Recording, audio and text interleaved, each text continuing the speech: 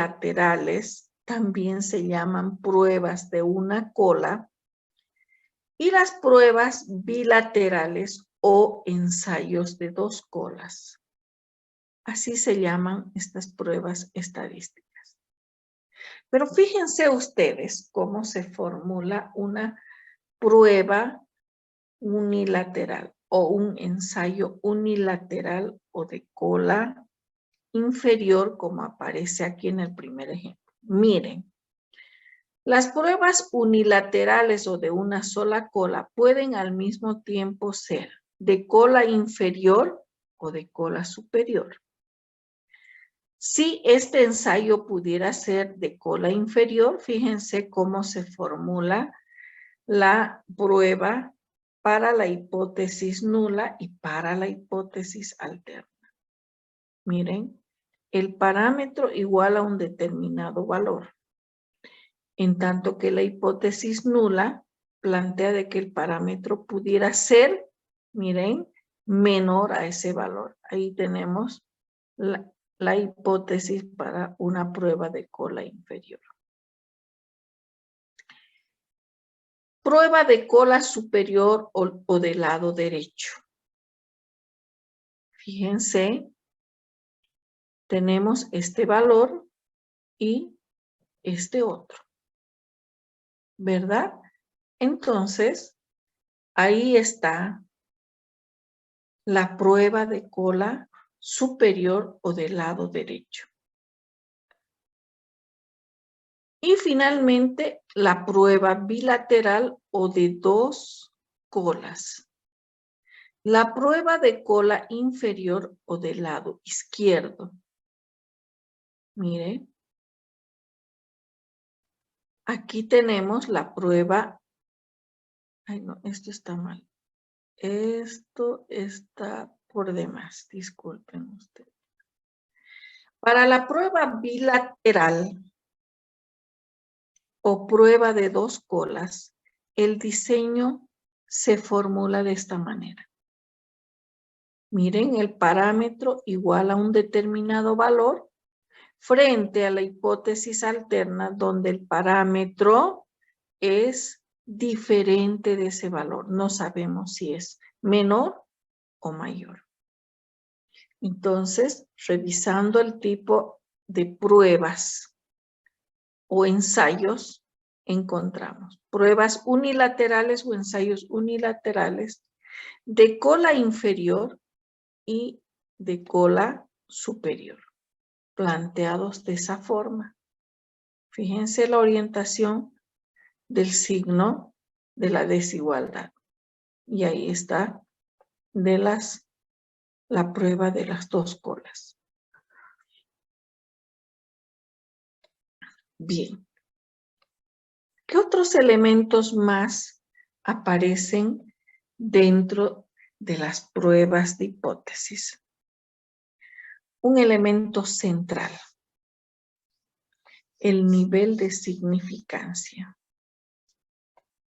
Ese valor que ya lo hemos venido trabajando o utilizando dentro de lo que es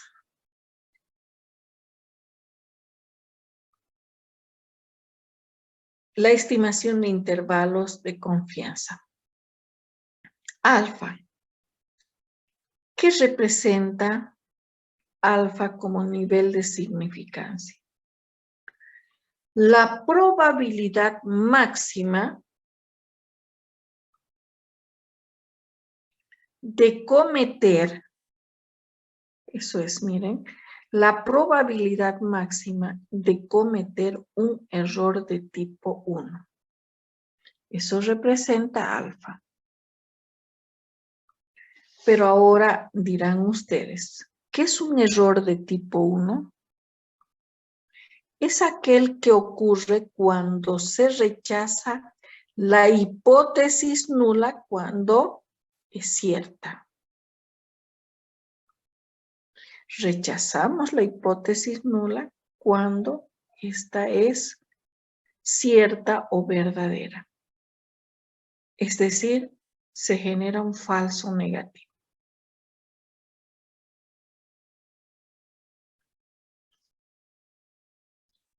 El error de tipo 2, por su parte, se genera o se produce cuando se acepta una hipótesis nula sabiendo que esta es falsa. Falso positivo.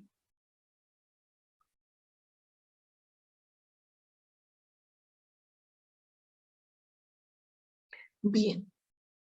Ahora sí, cuando tenemos un ensayo unilateral y cuando tenemos un ensayo bilateral. Voy a plantearlo. H sub 0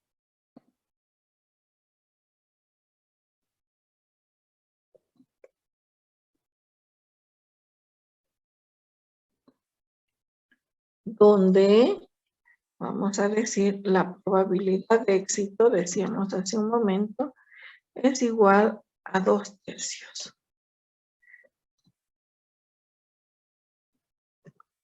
2/3. Frente a H sub 1, donde la probabilidad de éxito es menor. ¿Cómo planteamos que pudiera ser menor a 2/3? Porque tenemos una ligera idea de que esto puede ser así.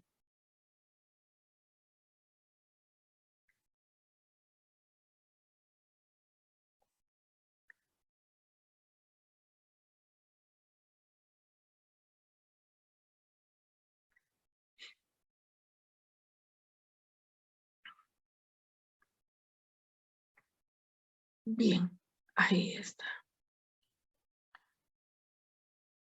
Ahí tenemos, ese es un ensayo unilateral.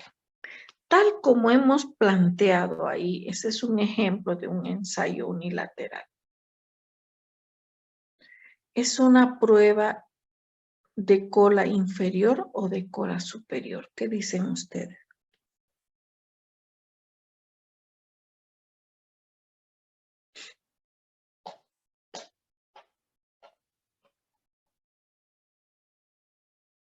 ¿Qué dicen ustedes, jóvenes?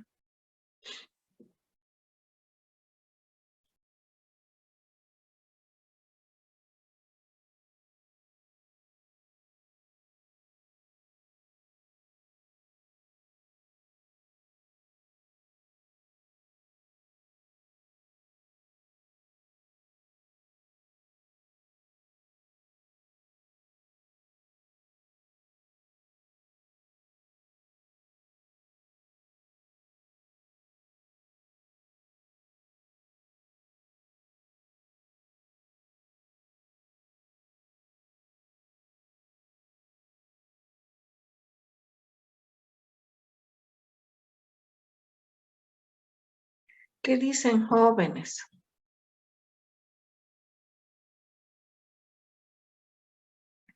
¿Será un ensayo unilateral de cola inferior o de cola superior?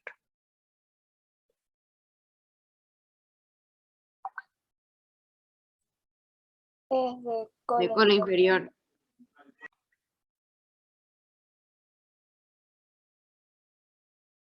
¿Qué dice el resto? A ver.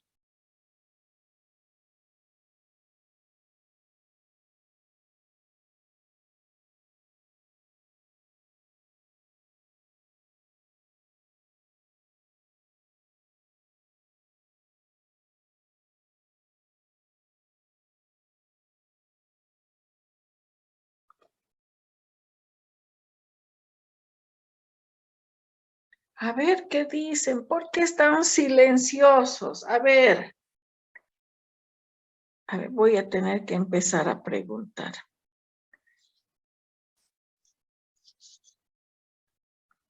Los que estaban desde el principio. Iber.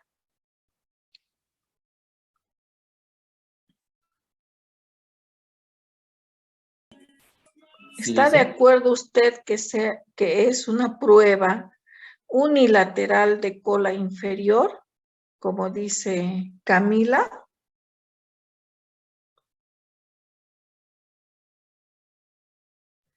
Sí, Lisa. ¿Por qué razón?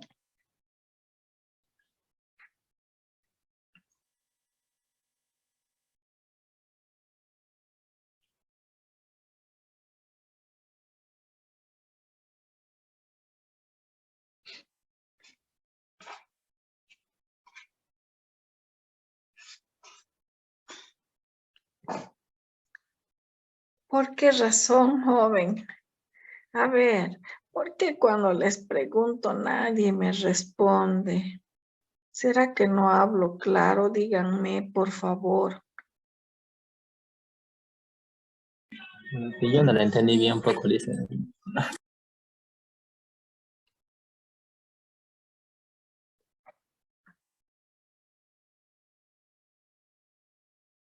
A ver.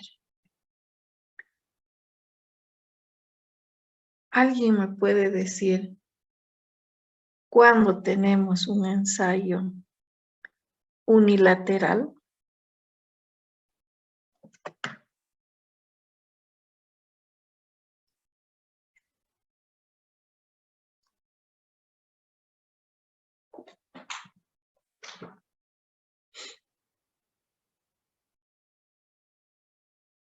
¿Cuándo tenemos un ensayo unilateral, jóvenes?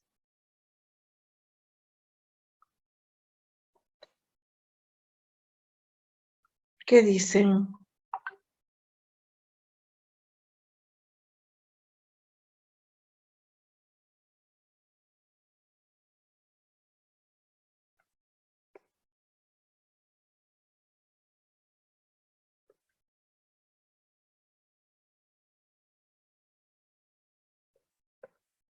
¿Qué dicen, jóvenes? Hablen ahora o callen para siempre. ¿Cuándo tenemos?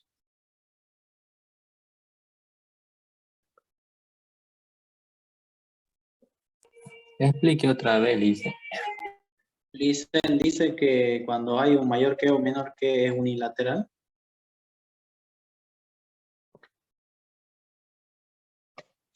Pero si ustedes me responden así, no admitiríamos la respuesta, ¿no? Sí, evidentemente que cuando hay un signo de desigualdad, ¿no? Estamos hablando de una prueba unilateral. Pero eso es para que nosotros nos demos cuenta de que eso está ocurriendo así. Pero nada más que eso. Pero si ustedes me responden cuando hay un mayor que o menor que, estaríamos hablando de una prueba unilateral. Estaríamos mal.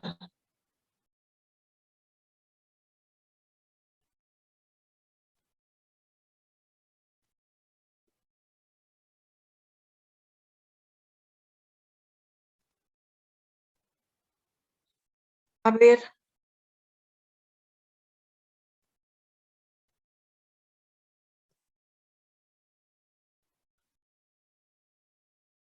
¿Qué les dije? Voy a volver a repetir. Existe o hay un ensayo unilateral cuando la hipótesis alterna viene o se encuentra más especificada. Por ejemplo, cuando yo defino este ejemplo y les digo, a ver, ¿es de cola inferior o de cola superior? Sabemos que es un ensayo unilateral. Y la pregunta era, ¿es de cola inferior o de cola superior? Es de cola inferior porque está marcando, está especificando que el parámetro puede adoptar un valor menor a 2/3. Esa es la diferencia entre un ensayo unilateral y un ensayo bilateral. un ensayo bilateral, voy a cambiar a diferencia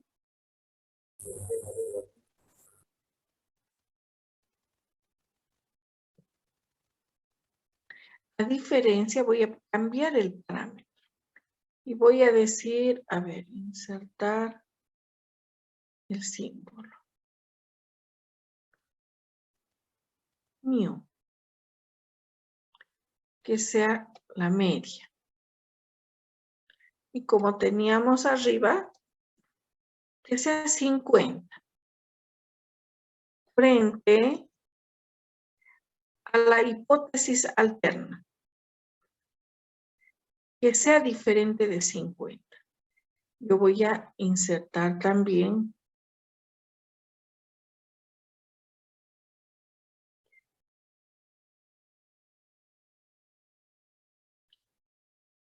mire, en ese caso, fíjense, aquí no está bien especificado el posible valor que pudiera adoptar este parámetro. Diferente de 50, no sabemos si es menor o si es mayor. Ese es un ensayo bilateral. Entonces, la definición pasa por ello. Los ensayos unilaterales son aquellos que muestran una definición precisa respecto a los parámetros que pudiera adoptar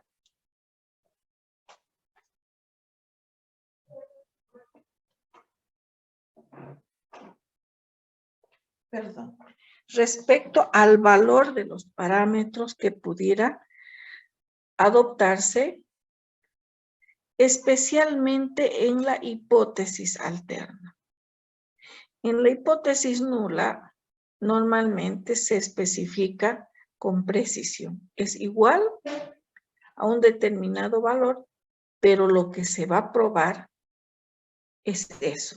Si es igual a ese valor, o si es diferente, o si es menor, o si es mayor, de eso depende el ensayo, el tipo de ensayo.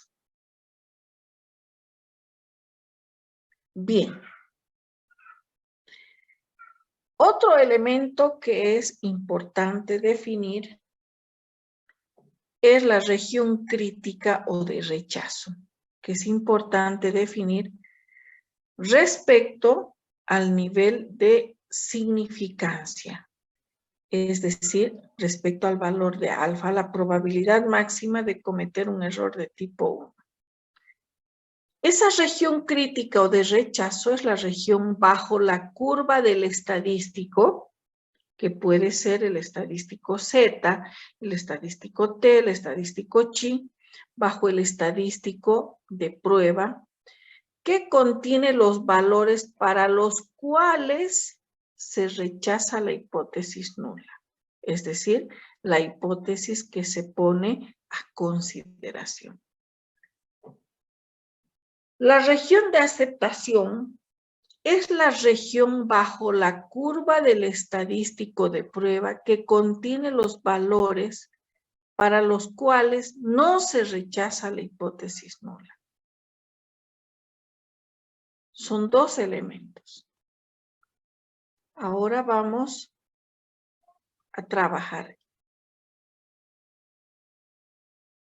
Primer método.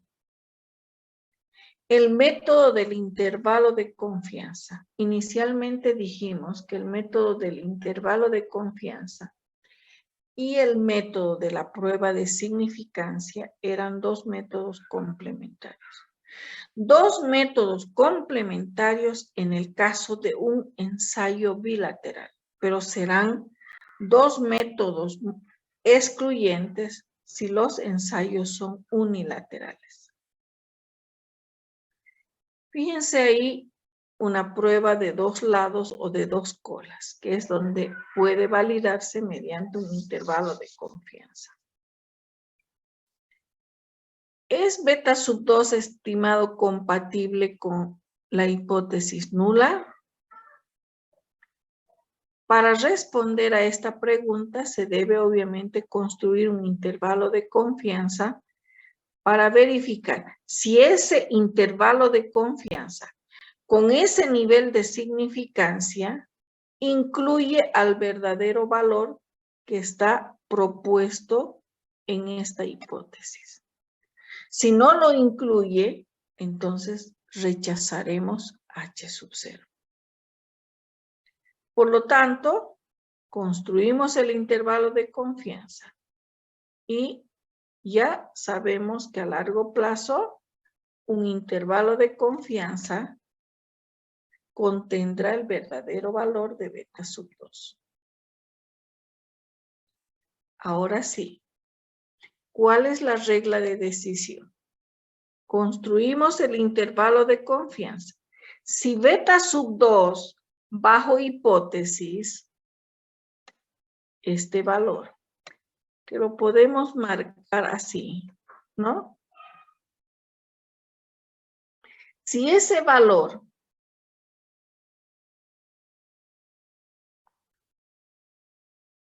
se encuentra dentro de ese intervalo de confianza, aceptamos H sub 0. Pero si está fuera del intervalo, rechazamos H sub 0. Pero aquí viene algo más. A diferencia de otros elementos, de otras situaciones, en estadística, cuando se rechaza una hipótesis nula, se dice que el hallazgo es estadísticamente significativo.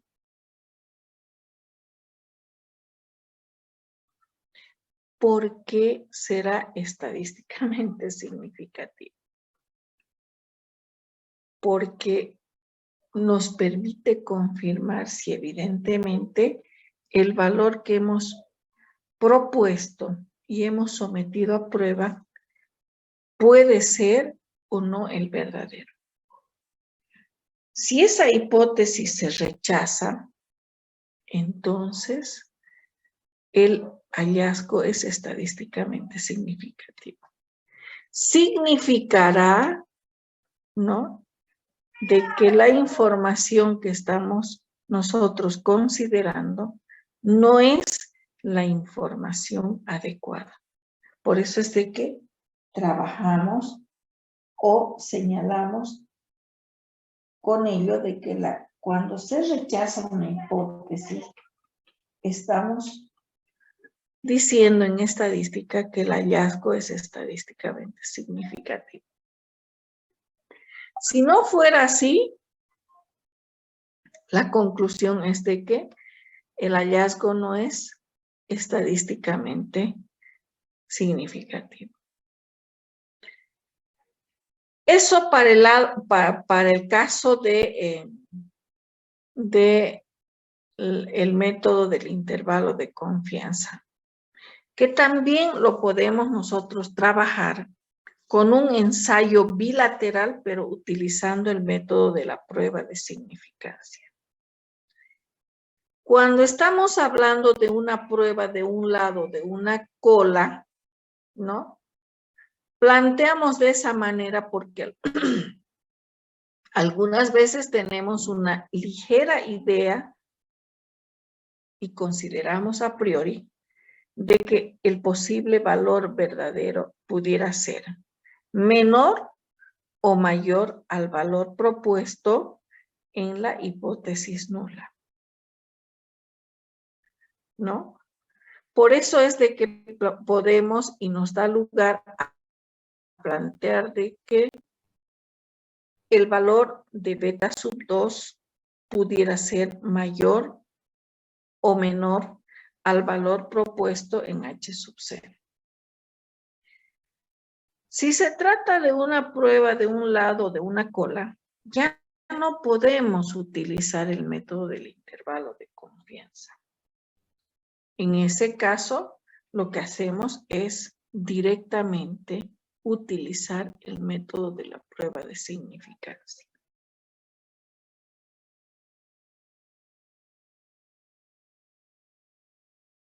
¿En qué consiste este método? El método de la prueba de significancia.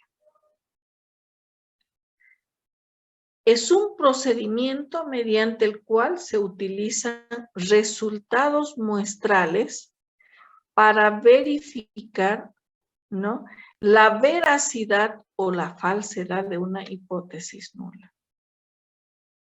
Por favor, me gustaría que vayamos tomando mucha atención con respecto a alguna.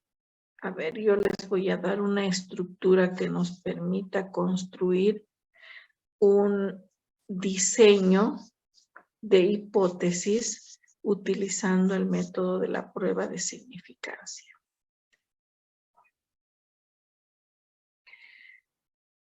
Esta idea que la denominamos idea básica que se encuentra detrás de las pruebas de significancia es precisamente la de utilizar un estadístico de prueba. Normalmente su distribución muestral corresponde a la hipótesis nula.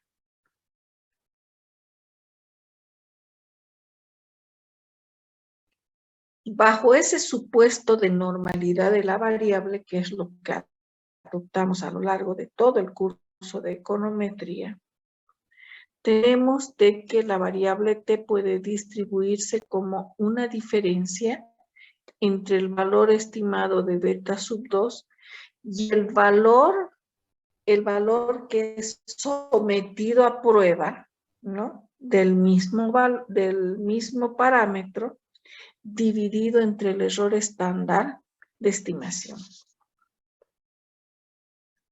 Reemplazando estos mismos valores, reemplazando el error de estimación, el error estándar de estimación de beta sub 2, tenemos esta relación, donde se observa que T sigue una distribución con n-2 grados de libertad.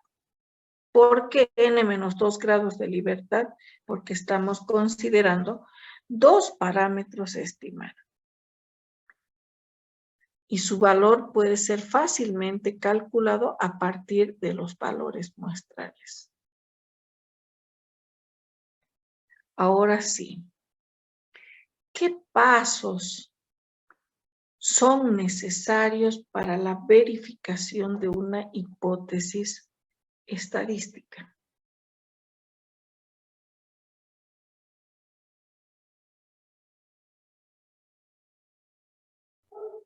Paso 1 es formular el diseño o prueba de hipótesis.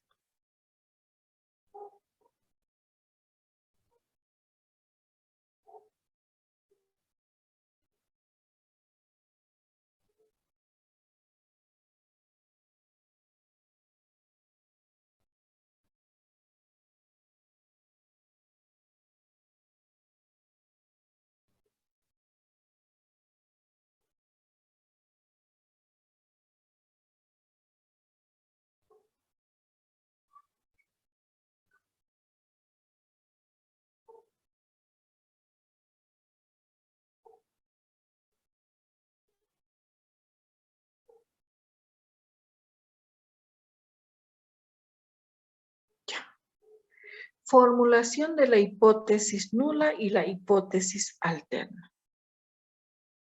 Paso 1. Como ya hemos hecho y como lo hemos venido haciendo tanto para ensayos unilaterales como para ensayos bilaterales en los dos ejemplitos que les he puesto más arriba. Eso es lo que tenemos que hacer.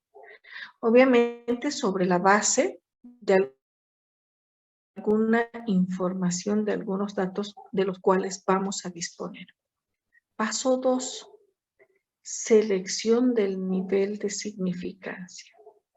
Ese nivel de significancia también ha de estar asignado o dado ya como valor. Paso 3. Selección del estadístico de prueba. Sobre esta base y esta otra, selección del estadístico estadístico de prueba. Paso 4. Definir la región crítica o de rechazo. Por favor, vayan apuntando bien. Por eso los he dejado un momentito para que pudieran registrar cada uno de estos pasos. Paso 5. Determinar el valor real del estadístico de prueba. Y paso 6, toma de la decisión. O, como diríamos también, decisión final. Bien. Quizá un poquito para... Fíjense, aquí hay la prueba de significancia, si es que aplicamos, si es que elegimos como estadístico de prueba el estadístico T. Vean ustedes esto que aparece aquí. Miren, estoy tratando, he formulado la siguiente tablita. Tipo de hipótesis o tipo de ensayo, 2 colas.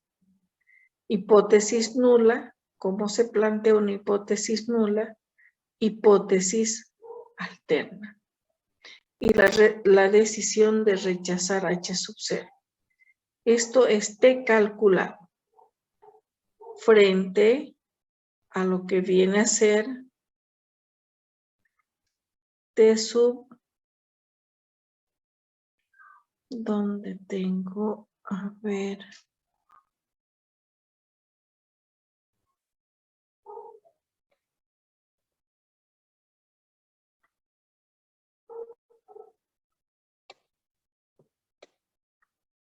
quiero buscar acá está.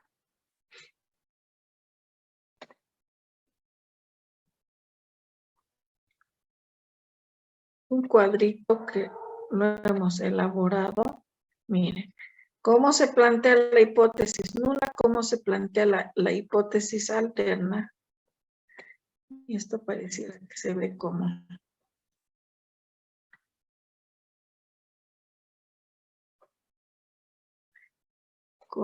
una...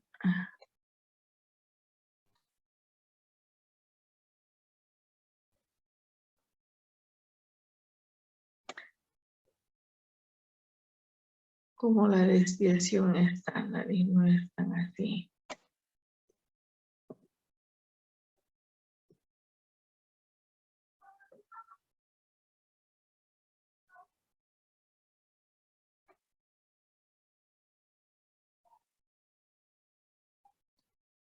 Ahora sí.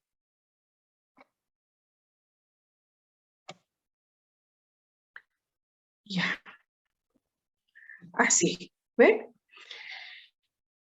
La decisión de rechazar, esto lo que aparece aquí, esté calculado, ¿no? O el valor real del estadístico de prueba. Ya vamos a ver cuál es el valor real del estadístico de prueba. Si acaso les pudiera ayudar ese cuadrito.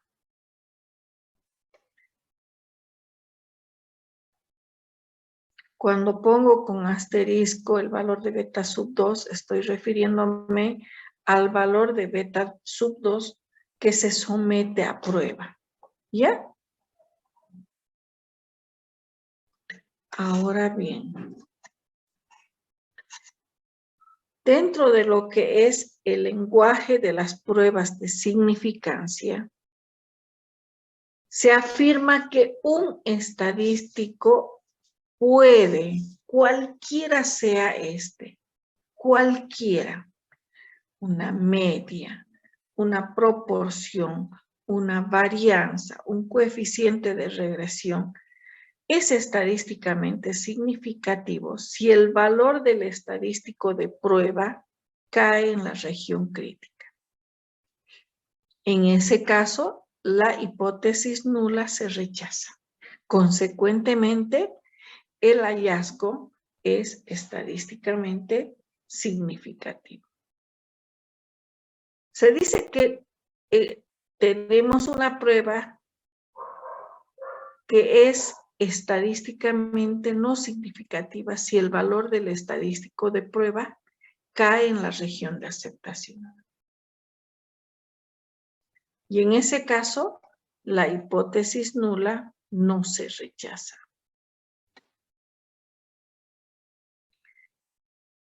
Bien. La utilización de una prueba de significancia, sea de una o dos colas, depende de la forma como está formulada la hipótesis alterna. La que a su vez puede depender de algunas consideraciones, como ustedes han visto, de algún conocimiento previo de que esos valores pudieran ser menores, pudieran ser mayores a ese valor propuesto en la hipótesis nula. Bien, jóvenes, yo necesito de aquí para adelante el tiempo para realizar y desarrollar un ejemplo aplicando todo lo que hemos venido diciendo hasta ahora. La pregunta, ¿me van a aguantar hasta más? Necesito por lo menos unos 40 minutos más para hacer un ejemplo. Licen, yo creo que esa parte de práctica tendríamos que hacerlo de manera presencial, ya que virtual es un poco más complicado y se va a demorar demasiado tiempo. Ya. Yo les pido, por favor, yo abrigo la esperanza de que pudiera estar el martes allá. Yo con todo mi corazón quisiera estar allá, pero a veces por estas circunstancias les cuento que, les comento así muy ligeramente, yo también he pasado mi primer clase y me fui de volada al campus universitario donde están las oficinas de la FUD. Y le cuento que están tomados 2 bloques por los estudiantes. ¿Ustedes saben algo?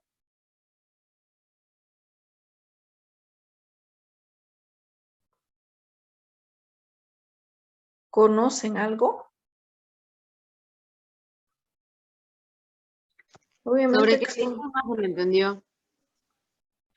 han tomado 2 bloques. El bloque de la Facultad de Tecnología y cuando salía me dijeron que estaba tomado el bloque de la Facultad de Ciencias Económicas. Los estudiantes. Ahora no sé qué estudiantes, son estudiantes de base, son estudiantes de la FUL, no sé por qué razón tampoco, no sé.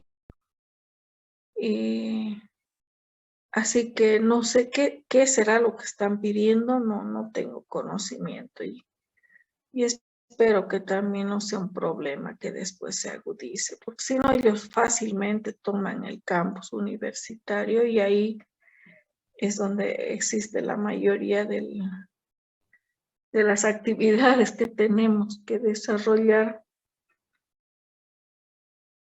Entonces, ahora sí, les vuelvo a preguntar. Ya, está bien este tema de desarrollar la práctica en la clase. Quisiera que ustedes me dieran la posibilidad de poder resolver el ejercicio de manera conjunta, el ejercicio del examen. ¿Qué hora es más prudente, es más, es posible pasar, ¿no? Para poder trabajar ese ejercicio.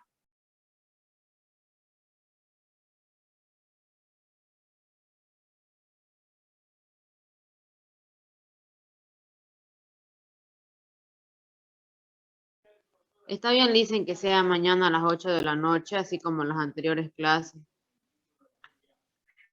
Solamente ustedes indíquenme y yo me voy a acomodar a ello.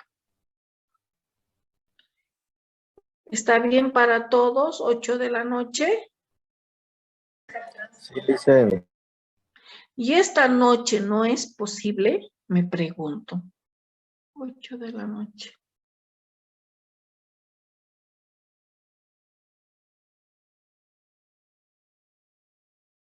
¿O tienen algunos temas? Mañana que presentar mapas mentales y defender esos mismos mapas. Entonces, por mi parte voy a estar ocupada y no voy a poder en la noche. Yo creo que los compañeros tampoco porque llevamos la misma materia. Mañana en la noche. Camila, por favor, dado que no está Carlos aquí, confírmenme solamente si va a ser a las 8:15. Si va a ser a las 8:15, mucho mejor para mí. Vamos a estar atentos a ello. ¿Ya? Sí, Lice, más seguro va a ser a las 8:15 porque en la noche nadie estaba de acuerdo que sea en la noche, directamente va a ser 8:15 Ya, pero mañana en la noche a las 8 de econometría. esta clase, ¿ya? Bueno, Lice. Bueno, muy buenas tardes a todos ustedes y buen provecho. Cuídense. Hasta mañana.